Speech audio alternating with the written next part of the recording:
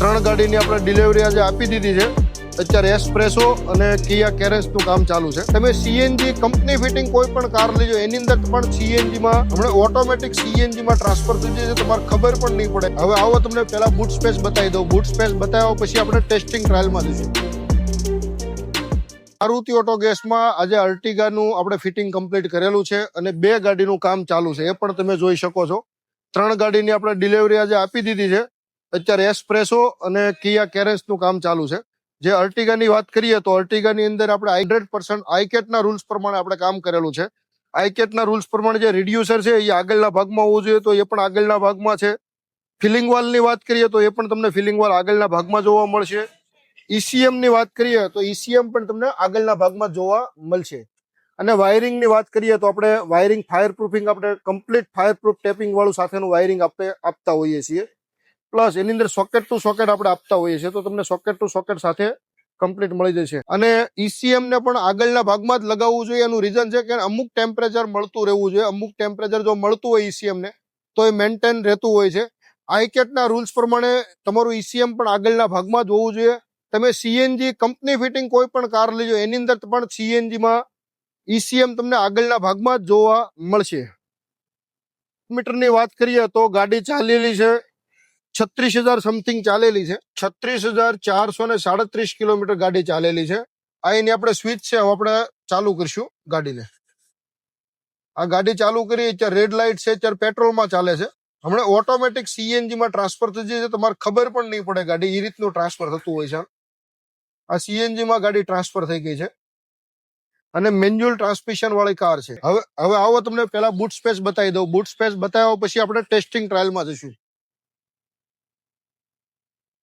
આ સીએનજી ની ટેન્ક લાગી ગઈ છે અને 12 કિલોની આપણે ટાંકી લગાવેલી છે. 12 કિલોની ટાંકી લાગ્યા પછીનું તમને આટલી બૂટ સ્પેસ વાપરવા મળશે. અને આપણે જે સ્ટેન્ડ વાપરતા હોય છે હેવી ચેચીસ સાથેનું આપણે સ્ટેન્ડ વાપરતા, ચેચીસ ની અંદર જ આપણે વોલ પાડતા હોઈએ છીએ અને રાઉન્ડ પાઇપ વાળો આપણે સ્ટેન્ડનો ઉપયોગ કરતા હોઈએ છીએ.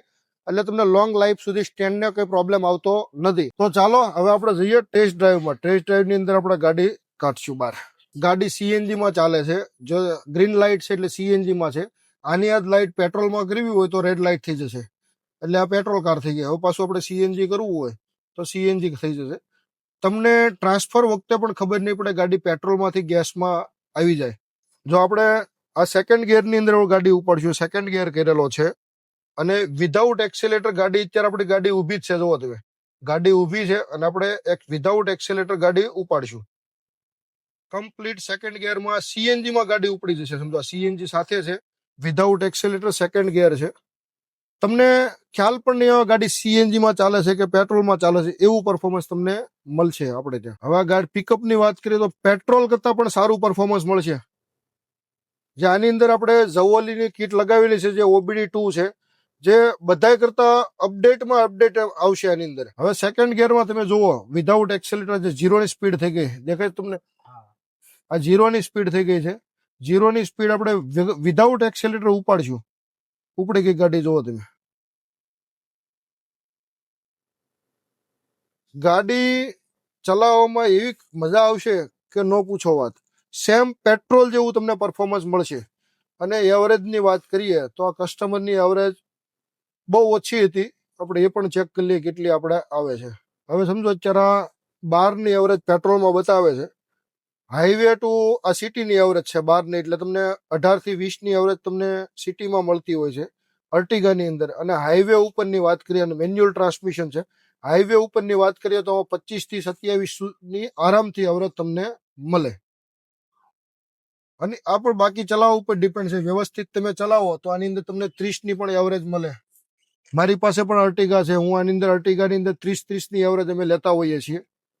તમારે પણ તમારી કોઈ પણ કાર હોય સીએનજી કિટનું વિચારી રહ્યા હોય તો કોન્ટેક્ટ કરો મારુતિ ઓટો ગેસનો.